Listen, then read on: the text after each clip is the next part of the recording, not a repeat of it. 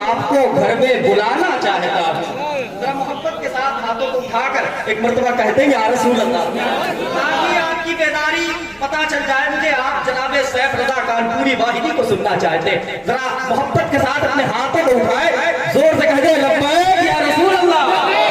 آیا ہے جب سے شہر نبی سے پون کے پاؤں، ٹکتے نہیں زمین پہ میرے چمن کے پاؤں، اور آئیں گے میری قبر میں سرکار، اس لیے اچھی طرح لپیٹنا اندر کفن کے پاؤں۔ آئیں گے میری قبر میں سرکار، اس لیے اچھی طرح لپیٹنا اندر کفن کے پاؤں۔ باغے کرم کے پھول بھی اتنے ہنسی کہاں جتنے ہنسی ہیں میرے حسین و حسن کے پاؤں۔ میں بڑے ادب اور احترام کے ساتھ خطیب اعظم ہندوستان ناشر مطلق حق و صداقت و اہل بیت و اعلی حضرت علامہ مولانا رفیع احمد صاحب اللہ نوری کی بارگاہ میں سرخطیب ہوں۔ نعرہ تکبیر، نعرہ رسالت، جشن عید میلاد۔ صدق اللہ العلی العظیم وصدق رسولہ النبی الامین الکریم ونحن علی ذلک لمن الشاہدین والشاکرین والحمدللہ رب العالمین۔ درود شریف پڑھ لیجئے۔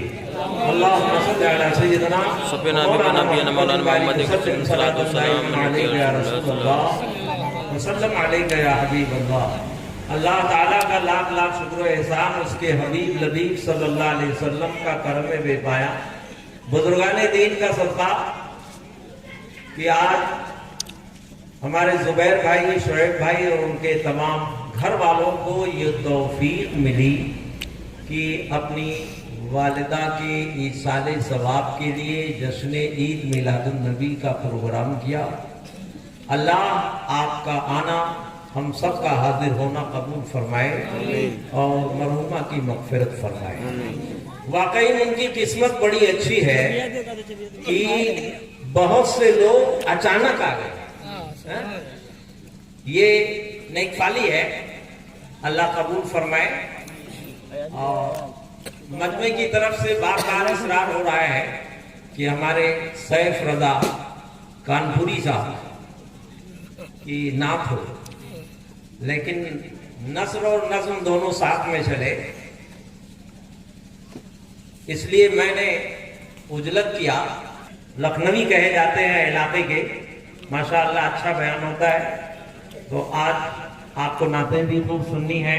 جبریل پر بچھائے تو پر کو خبر نہ ہو۔ ابھی مفتی صاحب قبلہ نے پل صراط اور قیامت کا نقشہ ہلکا سا کھینچا آپ کے سامنے کہ سب کو پل صراط سے گزرنا ہے، مگر وہیں پر یہ بھی ہے کہ میرے آقا پل صراط کے کنارے کھڑے ہو کر یہ دعا فرمائیں گے جب یہ گنہگار امت گزرے گی۔ کیا فرمائیں گے؟ اللہم سلم امتی، اے اللہ میری امت کو بچا لے۔ امام احمد رضا کی نگاہ جب اس حدیث پہ پہنچی تو پکار اٹھے اور کہہ اٹھے کہ جب مصطفیٰ ہے دعا فرمانے والے تو کون ہے گرانے والے؟ ارشاد فرماتے ہیں رضا پل سے عوض کرتے گزریے کہ ہے رب سلم صدائے محمد۔ کہ نبی دعا فرما رہے ہیں تو اب کون ہے گرانے والا؟ مصطفیٰ پار لگا دیں گے۔ اور جنازے میں سبحان اللہ، میرے آقا نے بچوں کے جنازے میں ایسی دعا سکھائی کہ جو ہم سنیوں کے لیے سبحان اللہ شفاعت کی طرف اشارہ ہے۔ آخری جملہ کہ بچے کی دعا میں کیا حکم ہے کہ پڑھو، دعا مختصر ہے، اللہم اجعلہ لنا، آخر میں آخری حصہ وَاجْعَلْهُ شَافِعًا وَمُشَفَّعًا، ہے نا؟ وہاں بھی بولتا ہے شفاعت کام نہیں آئے گی، معاذ اللہ کے بولتا ہے نا کسی کی شفاعت کام نہیں آئے گی۔ میرے آقا نے بچوں کے دعا میں ایسی دعا سکھائی ہے کہ بچے کے لیے دعا کرو کہ وہ شفاعت کرے بھی اور شفاعت قبول بھی ہو جائے۔ چھوٹے بچے کے لیے سرکار فرماتے ہیں دعا یہ پڑھو کیونکہ چھوٹا بچہ ابھی گناہ سے دور ہے، وہ شفاعت کل میدان قیامت میں کرے گا، بلکہ ایک حدیث پاک میں ہے کہ بچہ ضد کرے گا، مولا جب تک میرے ماں باپ کو تو نہیں جنت میں بھیجے گا میں نہیں جاؤں گا۔ اللہ اکبر۔ مصطفیٰ جان رحمت نے کتنا کرم فرمایا، شفاعت کی دعا سکھا دی اور یہ بتا دیا کہ جب میرے امتیوں میں سے ایک چھوٹا بچہ اپنے ماں باپ کی شفاعت کرا سکتا ہے تو مصطفیٰ کی ذات تو وہ ہے کہ سب کی شفاعت فرمانے والے۔ اس لیے ایک حدیث پاک میں سرکار فرماتے ہیں لِكُلِّ نَبِيٍّ دَعْوَةٌ مُسْتَجَابَةٌ، ہر نبی کی ایک مخصوص دعا ہے۔ سرکار فرماتے ہیں ہر نبی کی ایک مخصوص دعا ہے، یعنی وہ دعا کبھی رد نہیں کی جائے گی۔ آگے سرکار فرماتے ہیں فَتَعَجَّلَ كُلُّ نَبِيٍّ دَعْوَتَهُ، تو ہر نبی نے اپنی وہ دعا مخصوص والی کر لی۔ سبحان اللہ، حضرت آدم علیہ السلام نے کر لیا، حضرت ابراہیم علیہ السلام نے کر لیا، ہر نبی نے اپنی مخصوص اور پیٹنٹ دعا جو تھی وہ زندگی میں کر لیے۔ میرے آقا کیا فرما رہے ہیں، سبحان اللہ، فتعجل کل نبی، بالغین کی دعا میں بھی مغفرت کی سرکار نے سکھایا اور بن جائے، ہمارے لیے ذخیرہ بن جائے۔ اور آخر میں سرکار فرماتے یہ دعا کرو کہ جب یہ شفاعت کرے خدا کی بارگاہ میں تو شفاعت قبول بھی ہو جائے۔ شافع مانے شفاعت کرنے والا اور مشفع مانے جس کی شفاعت قبول ہو جائے۔ سبحان اللہ، اللہ تعالی توفیق دے کہ ہم چھوٹے بڑے ہر ایک کے جنازے میں شرط ہے ایمان والا ہم شریک ہونے کی کوشش کریں۔ میں نے خطبے کے بعد آیت کریمہ پڑھی ہے، ہم اہل سنت والجماعت کا عقیدہ ہے کہ زندوں کی دعا سے مردے کو فائدہ پہنچتا ہے۔ قرآن فرماتا ہے اے میرے بندو دعا یوں کرو ربنا اغفر لنا وَلِإِخْوَانِنَا الَّذِينَ سَبَقُونَا بِالْإِيمَانِ، اے اللہ ہم کو بخش دے اور ہمارے ان بھائیوں کو بخش دے جو ہم سے پہلے ایمان لا چکے ہیں۔ وہاں بھی بولتے ہیں کہ ماں باپ کی مغفرت کی دعا جائز ہے یا نہیں ہے؟ اے وہابیوں تم ماں باپ میں پھنسے ہو، قرآن کہتا ہے کل امت مسلمہ کے لیے شفاعت کی دعا، ربنا اغفر لنا وَلِإِخْوَانِنَا الَّذِينَ سَبَقُونَا بِالْإِيمَانِ، ایمان والوں کے لیے مغفرت کی دعا ہے۔ اور یہ مغفرت کی دعا کتنا کام کرے گی؟ ایک حدیث پاک کا خلاصہ پیش کروں۔ سرکار فرماتے ہیں قیامت میں ایک گنہگار بندے کو خدا کے حضور کھڑا کیا جائے، اور جب وہ کھڑا ہوگا تو اللہ فرمائے گا اے بندے میں نے تیرا درجہ جنت میں اونچا کر دیا۔ سبحان اللہ، عرض کرے گا مولا میں تو پاپی گنہگار ہوں، میرا درجہ کیسے بلند ہو گیا؟ تو اب زبیر بھائی شعیب بھائی اپنی قسمت پہ خوش ہو جائیں۔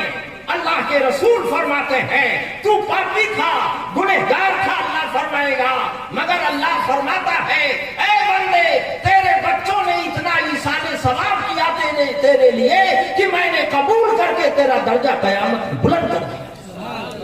معلوم ہوا کہ مغفرت حق ہے اور زندے جو دعا کرتے ہیں اس کا فائدہ مردے کو پہنچتا ہے۔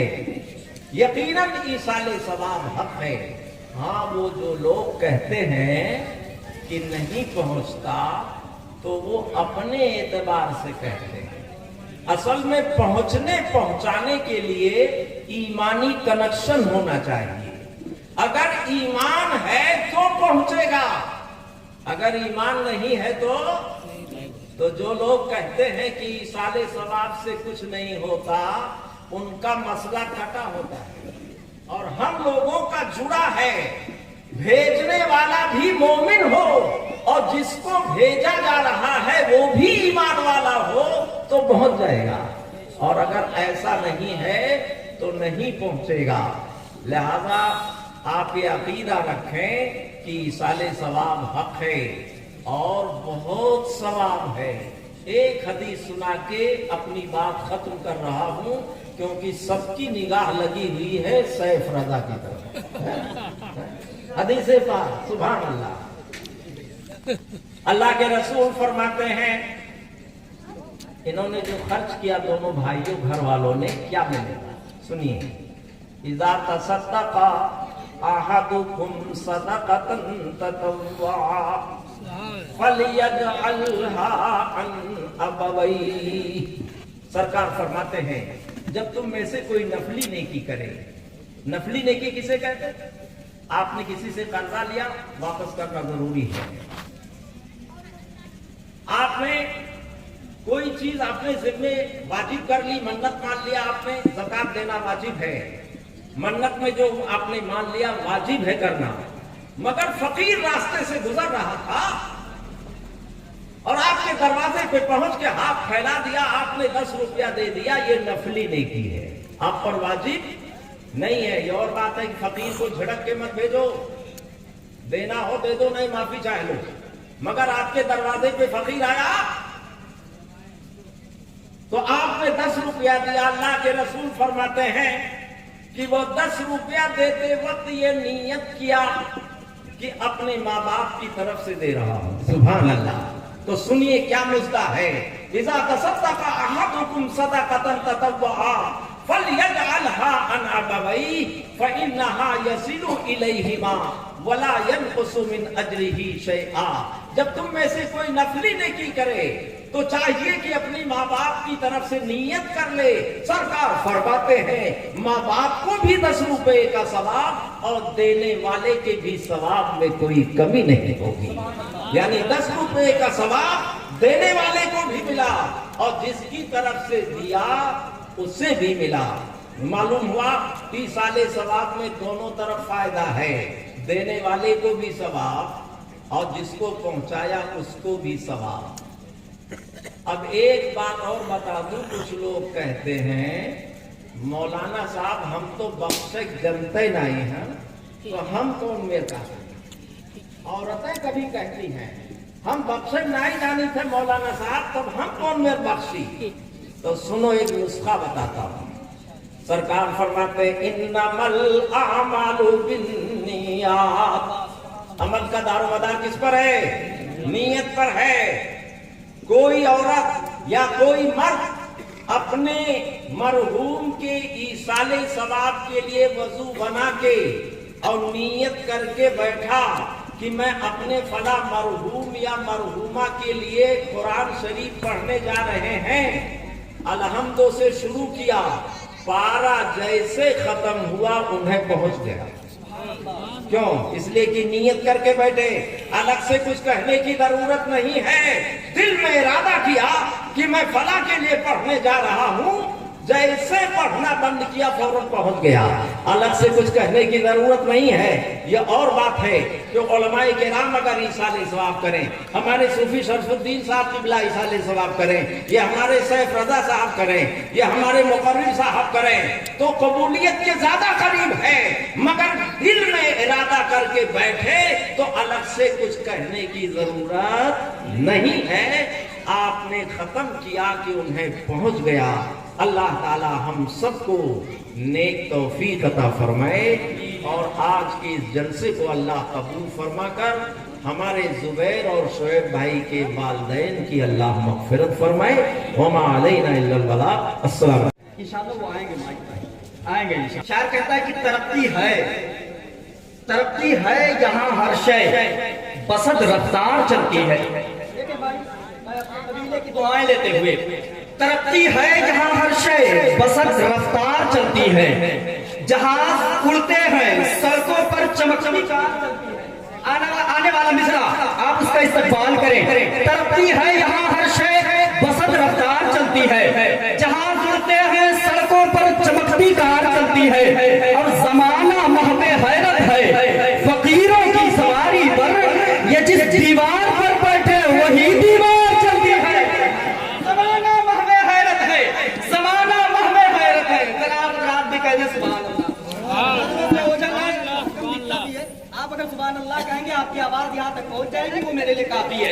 तरक्की है यहाँ हर शय बसंत रफ्तार चलती है, जहाज उड़ते हैं सड़कों पर चमकती कार चलती है, जमाना महव हैरत है फकीरों की सवारी पर, ये जिस दीवार पर बैठे वही दीवार चलती है।